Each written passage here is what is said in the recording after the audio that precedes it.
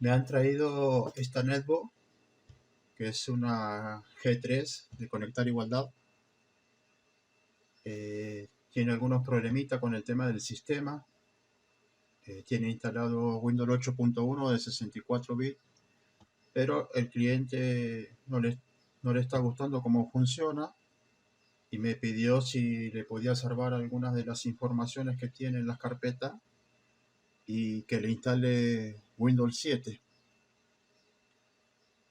Vamos a aprovechar el aparatito este, que ya lo mostré en otro video. Es para poder conectar un disco por fuera, es USB, como se puede ver, para poder salvarle la información al cliente. Hay veces que algunos de los clientes tienen mucha información y bueno, tenemos que tener un pendrive medio grande o poner y sacar varias veces para poder salvar la información si es mucha cantidad de giga que tiene en información para salvar o rescatar.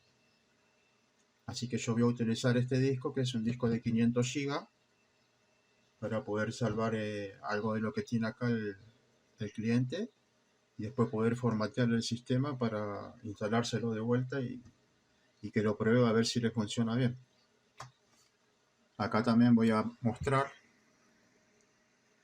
que estoy formateando ya el pendrive para instalar Windows 7.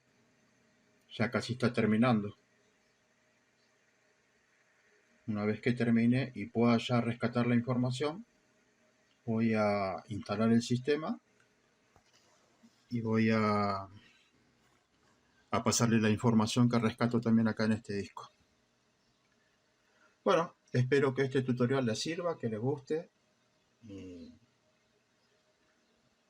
pueden también tratar de conseguirlo por Mercado Libre.